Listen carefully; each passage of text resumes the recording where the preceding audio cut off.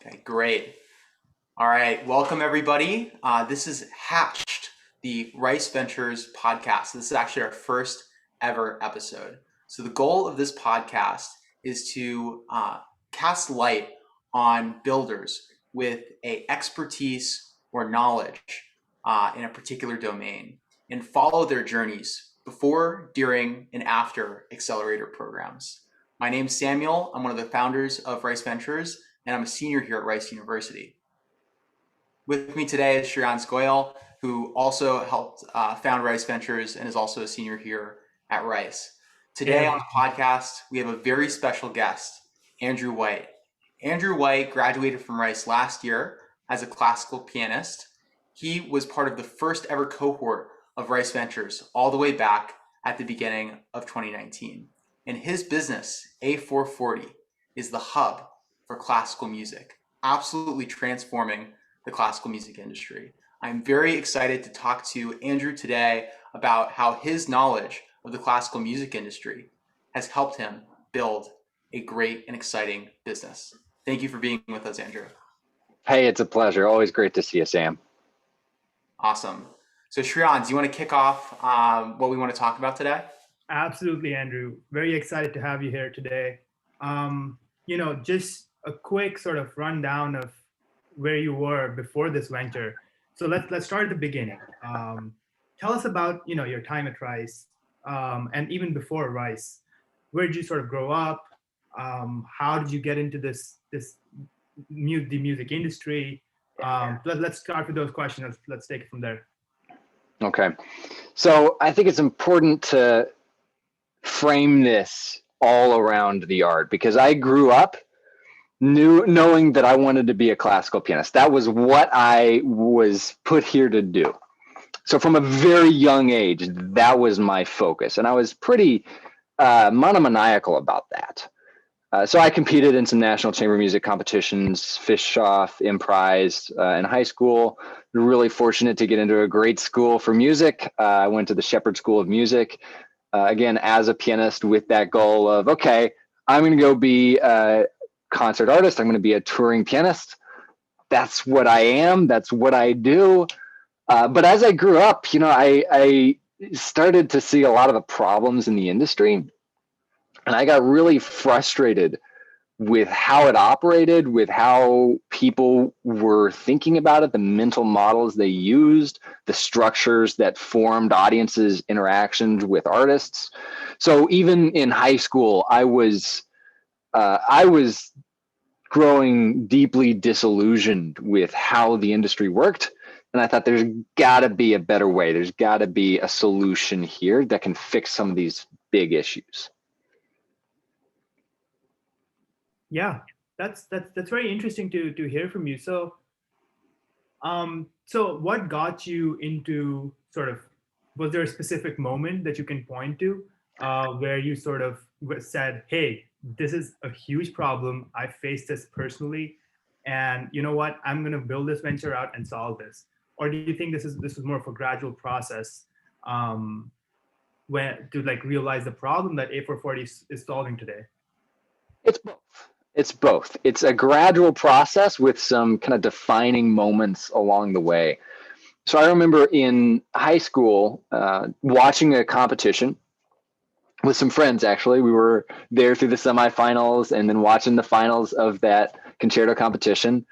And we all came out and we all realized that this competition in particular had like a track record of not choosing our favorite artists for the finals. We talked with all the other audience members, and there were a lot of really educated people, a lot of premier conservatory teachers and elite artists who all said, "Oh yeah, right. That's just the way it is, right? Competitions don't really do that effectively." So you've got this major gatekeeper in the industry who's responsible for pushing artists ahead in their careers, that's like fundamentally failing in doing that at a way that is, meets the audience's demand and even meets expectations within the field.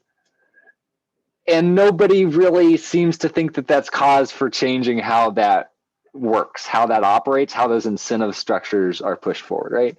So right there in high school, I knew, okay, all right, this has to change. Things have to be done differently in the future for this to survive. And then in college, I realized that there's really one problem and two potential solutions. The problem is accessibility. The problem is how difficult it is to engage with classical music and for artists to monetize classical music. You can only monetize one room at a time. And for an industry that's built off of really small margins, that can be really painful. So there are a couple of ways that I can experimented with addressing that problem. One is, okay, we have a whole pool of, generally pretty educated people, fairly affluent, the right demographics for classical music in the suburbs. Houston's a great example of this. Problem is that's like 45 minutes, an hour outside of downtown. Those people aren't going to be engaging with the art form on a consistent basis. And that's exactly who we needed to monetize effectively and to give a sustainable, future to the industry. So the two responses to that are, okay, you can take the music out to the people, or you can better take the people to the music, right? There's really only two ways to do that. So I started with the first way, the Varro Collective, taking some of the best chamber music concerts, performances, artists from the Houston ecosystem, and developing an audience in a suburb called the Woodlands to see if that would work and if that could be sustainable. We had some great success there, but I wanted more. I wanted to do this in a more scalable way, and I wanted to do this in a way that could address these problems quicker. And I realized in order to do that, you're going to have to bring the audience to the music. So that's what A440 is all about. A440 is it's a high-end solution for artists who want a custom-built solution like what the big orchestras have, like the New York Phil and the Berlin Phil with their digital concert hall, along with the persistent kind of community building aspects of the best social media platforms. And the reason that's cool is it is radically democratizing access to these community engagement platforms for musicians, but it's also radically democratizing access to music for audiences across the globe. And I got to tell you, it is really awesome to be able to see the next crop of up and coming musicians out of Belgium and Sweden from my home here in Houston, right? So that's a little bit of the flow behind how A440 got started. So let's talk about you, okay? So I remember distinctly meeting you at the very beginning of 2019, but let's rewind a few months from then. So it's the fall of your junior year. You have this awesome idea for A440. What's the game plan? Like, where's your head at? What do you see as the next steps, and how that all play out through the end of 2018? So the game plan is finding co-founders. I knew from the beginning that if this was going to be successful, I would need top tier software developers to actually make this happen, and not just to build the code, not just to do the engineering, but I needed their mindset and their approach of a tech company to make this work in classical music. That was very important to me. So the game plan was, all right, Rice has a pretty awesome computer science department, right? We got to be able to make this happen. So I was looking for computer science guys, software engineers who were interested in classical music, interested in solving a big problem, and interested in the potential that this market held. That took a while to find some interesting people, right? To find that cross section there. And I remember having a lot of coffee with a lot of different people, talking a lot about this. I went through Lilly Founder Finder, and then I went through a Rice Ventures Founder Finder, which was where Danny Andrini was standing at the back, drinking a cup of coffee, kind of vaguely listening in, a little bit bored to some of the pitches. Benito Jordy and Gerald Wang were there, and those three came up afterwards and said, "All right, Andrew, this sounds kind of cool. Can you tell me a little bit more about this?" So once I had those three on board, once they were engaged and interested in the project, it was a matter of really engaging with the artistic community to make sure that we were solving their problems in a way that made sense for them.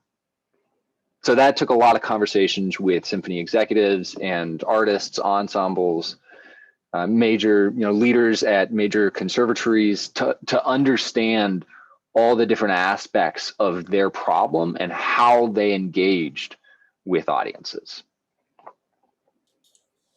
Yeah, thanks. I mean, it's super interesting to hear the context around like all the coffee chats. I don't think I've gotten that before. And thanks for jumping ahead and jumping the gun to the Rice Ventures first event. That was going to be my next question. But okay, so you come to this event where we had the group of founders for the spring cohort and a bunch of interested students with the goal of matching co-founders to people with an idea. You got these three excellent engineers who were passionate about classical music. What did you do next? Like after you had those people on board, how did you make sure they were bought in? How did you make sure that you were seeing from the same perspective, seeing the same vision for A440? And at the time, like what did you think was next? What did you think the next couple months looked like, and how did that differ? Yeah. So what was next was more coffee, right? More talking with them to make sure that we had a similar underlying vision for the change that needed to happen, and also to learn what their perspective is, right? Danny comes from a long line of really incredible Russian musicians. He knows the industry. He knows what he's talking about. And we can have a really in-depth discussion about what's wrong and what's broken in this industry and what's broken for artists and the pain they feel that we can address and that we can help to solve. So that was, frankly, part of just getting lucky in finding incredible co-founders who were bought in and interested in this project. What's next after that was, as I said, scoping out the problem space, meeting with artists, understanding where they were, developing prototypes to test out what exactly they needed and what could gain traction in what area. And that was a lot of the next period of time until the pandemic hit, was testing things out, meeting with artists, gaining that kind of understanding of the market that we really needed. Yeah, no, it's so important you mentioned, Andrew, it's so important to have everyone bought in and sort of make sure that everyone has the same vision as you have, right? If you're one of the biggest reasons a lot of startups end up not working out is because the co-founders are not on the same page and they have internal conflict about the vision of the company. And it's so awesome to see you sort of hone in on that point so early on. I think that's for some of our viewers who are in a similar spot, sort of starting their company. I think it's something they should really focus on. Yes. I want to talk a little bit about, you mentioned you did some customer research. Tell us how that looked like. Give us sort of an inside view of what it was like to find those artists. How did you find them? Where did you find them? And what were those interviews, as you mentioned, like? And what were some of the challenges and insights that you derived from those? Yeah. So a lot of that was reaching out through my network and my connections and Shepard's network, Shepard's connections. There were a lot of musicians there that I could talk with, a lot of friends that were experiencing some of these problems firsthand for themselves as young emerging artists trying to build their brand in the world. They had a lot of these problems. I was fortunate to get to talk with administration at the Shepherd School of Music and hear how they approached customer engagement and audience interaction and all that stuff. But the key thing, and one of the things I would stress to anybody else in classical music trying to build a startup, is build out your network. That is one of the most important assets you will have. And that's something that I wish I had devoted more time and energy to growing, because that is what allows you to access the knowledge that you need. Absolutely. Network is so important.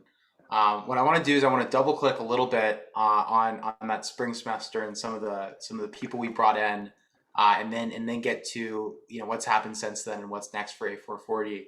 So thinking back to that spring program, this was again the first iteration of Rice Ventures, so we were still kind of figuring out what was valuable to founders. But I remember one of the things that we got the most feedback on is that it was helpful, not necessarily to bring in the people that we did, successful entrepreneurs, to teach how to build a business, because that stuff is kind of a dime a dozen, right? But we got feedback that what was really helpful is that one-on-one mentorship with those people who had kind of been through the trenches and understood not just the theoretical, what it takes to build a business, but like how to get your hands dirty, roll up the sleeves, and figure stuff out.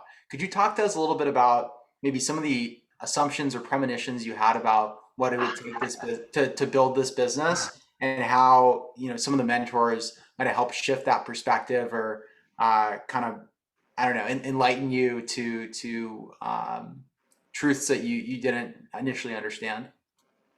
Sure. There's a lot that I didn't understand in the beginning. I think one of the biggest things that's changed in how I think about this is the diversity in the startup ecosystem and how dissimilar different startups are.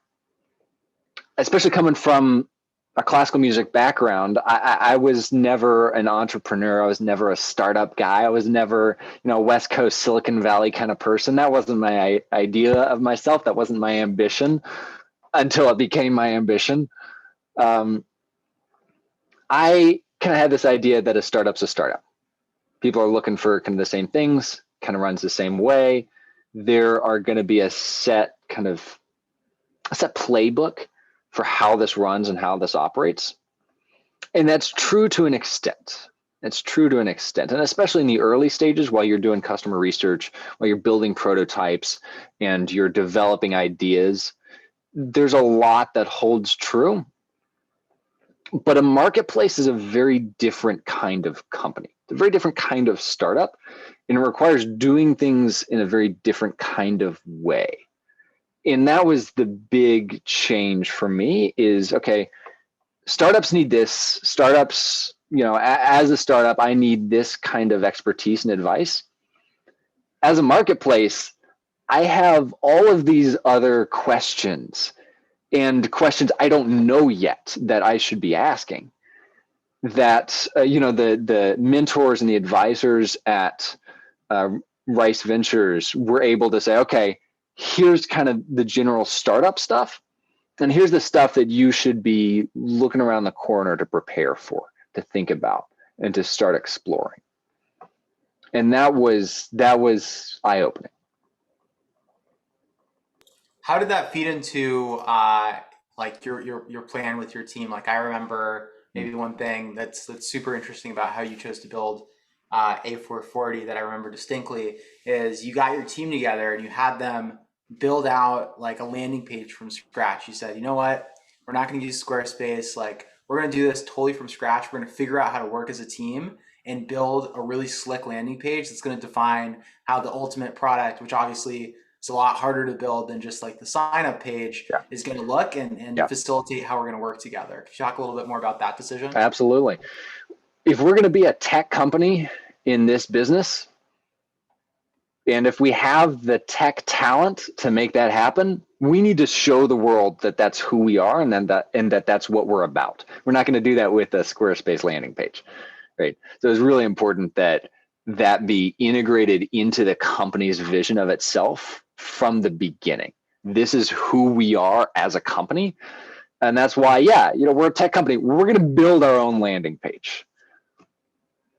It almost reminds me of Steve Jobs used to demand that the insides of computers that could never be opened looked like immaculate, like looked beautiful, the circuit boards, even though nobody would ever see it, because like you said, right, like it defines the internal company culture. I don't know. I always thought that choice was so interesting, but it seems like it definitely worked out. I've got to give my co-founder, Danny, a lot of credit there for leading that technical drive and that kind of mindset, he was really formative in saying, okay, we're going to do this right, and we're going to do this right from the beginning.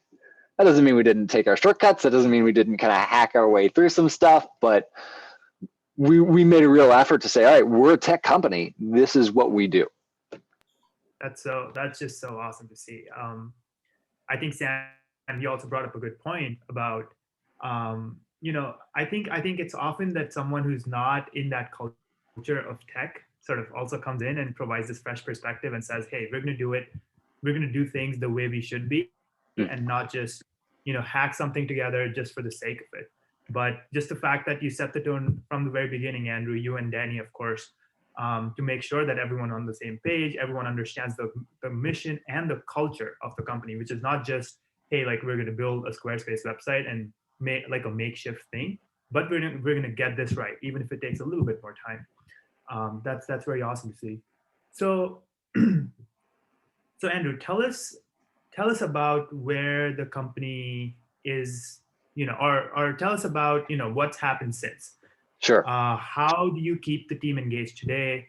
Well, who is on the team even? Is Danny still involved? Is he still working with you? Yeah. So let me walk you through that timeline a little bit. Awesome. The pandemic hits, and the rest of the ecosystem in classical music wakes up to saying, okay, we have to get serious about digital content now. We have to make this a top priority, not just now, but going forward. I'm on the board of Houston Early Music, for example, where they are very clear that a hybrid structure has to be in place for the future of their organization.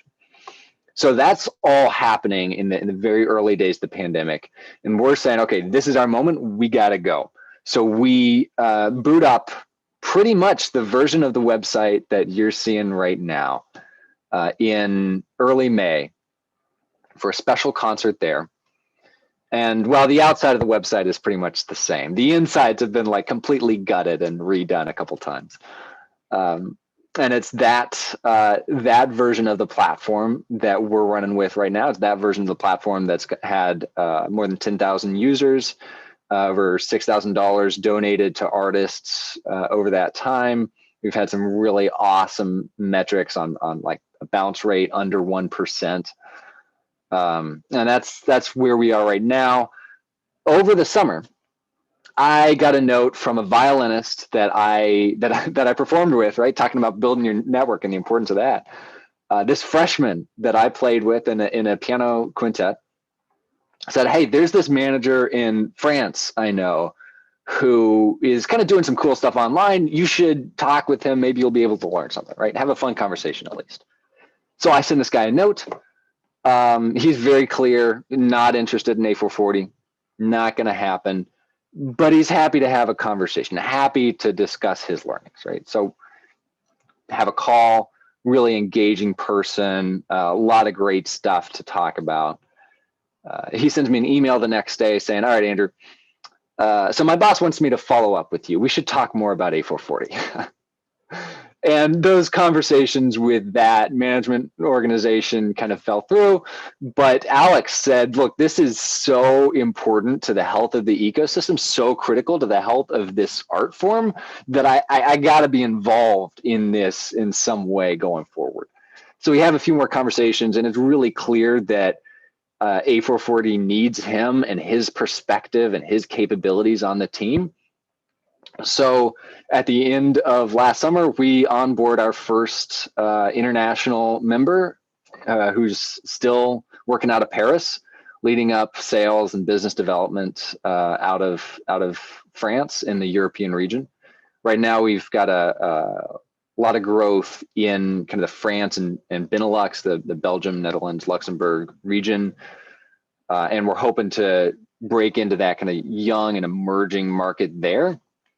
And then take that growth and go backwards to the conservatories that can provide a steady pipeline of new artists to the platform that are interested in helping their artists build out their digital brands. And as organizations themselves are thinking about their digital brands and how they show themselves to the world, and then pivoting off of that traction in that market to the broader European concert hall segment. So that's a little bit about A440, where we are now. Of course, Danny Andrini is still on the team, still heading up our technical development. We've got Gerald Wang on board as well, who has been just incredible, and Benito Jordi, who has been an absolute godsend. I mean, everybody on this team is just an A-plus player, and we could not have made it this far without a team as dedicated, as capable, and as thoughtful as all of those people are. I just love that story. I can't get it out of my head since you told me about it a few months ago of here taking this guy who almost doesn't want to talk to you, and then just slowly but surely selling him to the point that he comes in and joins the company. I mean, what a fantastic story of your ability to hire and sell talent on the vision of what you're building. I just think that's such a great story, and a really good example of how important it is as a CEO of a tech company to be able to have those conversations and force those outcomes, right? So, okay, we know where you are now. We know where you've been. We know for the most part, I feel like where you're going. I'd love to zoom out a little bit, and I'd love to hear a little bit more about some lessons that you can offer from your last couple of years in this venture to other entrepreneurs. And so I guess, first of all, could you maybe summarize how your understanding and knowledge of the classical music industry has helped this venture, and maybe your perspective on did this need to come from an insider? Could an outsider have done this? That's a good question. So let me first say, and as I said earlier, I grew up in this industry. So I was watching international competitions and following the news, following how this worked and how this all played out from a very young age. That allowed me to have a little bit of a bigger picture than just the art itself, and think about and be able to understand the structures that enabled that art to exist and to continue to live and breathe today. And it's that kind of focus, that perspective, that I think you need in order to start something like this. Now, talking about the insider versus outsider challenge, I'm actually really proud of how outsider our team is. We were, majority of the co-founders were software people. I could be wrong. I don't think that has ever happened in this industry before. And I know that none of the big companies in the industry now are set up or got started that way. So that's a really big difference that sets us apart, and that I think the industry really needs. Now, of course, you've got to kind of manage that and tie that with some significant insider understanding so that you really empathize deeply with the problem, with the user, and can then bring this to market, right? So that's where I come in a little bit. It's where Alex comes in. I mean, he's worked with some of the big players in this industry. He's worked with people like Misha Maisky and Gauthier Capuçon with the Verbier Festival. So he has those kinds of connections and that understanding of this field to really make that work. But, this is a really old industry, and this is an industry that hasn't changed a whole lot in the past 400 years. So it takes a lot of outsider perspective to come in and say, all right, let's shake things up. Let's do something different. Wow. Yeah, that's an interesting way to look at it, right? Because, at the service level, from somebody like me who's not in the classical music industry, I can think, hey, here's a tech company started by software engineers for the classical music industry, with somebody who was adept at classical music. This kind of prototypical insider job in many ways, except for the fact that maybe you're not technical. But I totally get where you're coming from. Where, hey, no, most of this company is technical software engineers that have never spent full time working in the music industry. This is super atypical. So, I love that perspective. I need to process that a little bit more. But I think that is the right way to look at it. It's so interesting that's I guess, the way the classical music industry works. More of a reflection on that than your judgment. It's a very insular place, and you've seen a lot of people try to build out solutions from within the industry.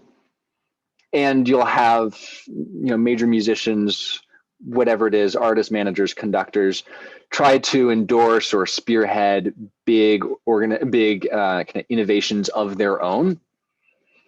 And that kind of thought process that's so from the industry and so of the industry is so limited in the solutions that it can conceive of, in the solutions, in the processes that drive to success. Because if you're going to do this, if you're going to play this game, especially the way A440 is playing this game as a tech company, you need to know how tech companies work, and you need to operate like a tech company. You can't think of yourself primarily as just another music company, just another arts management company, just another media company. You have to internalize that kind of a tech first approach. So what advice would you have to offer to somebody who, let's say, maybe they're not at Rice, maybe they're just a college student at some other school, but they're maybe freshman, sophomore, they've identified an industry they want to shake up, but they don't know where to start. They haven't started a business before. Maybe they don't know how to code. Like what advice would you offer to them? Like what's the best path forward? What would you do if you could go back and give yourself some advice that maybe is not specific to the classical music industry? Yeah. So number one, build your network. The world does not reward introversion, and that's difficult for me. that's a lesson that I definitely had to learn. But you should always be trying to get in the room with the smartest people you can, whatever industry or space that is, but especially within the space that you care about. Now, if you do have a vision for how that space needs to change, you got to follow that vision. You have to have faith in that vision, because if you try to change that to address customer feedback or the user interviews that you've done, those should inform your vision, and those should give you a reality check to a certain degree. But you have to really deeply believe in the vision that you're pursuing.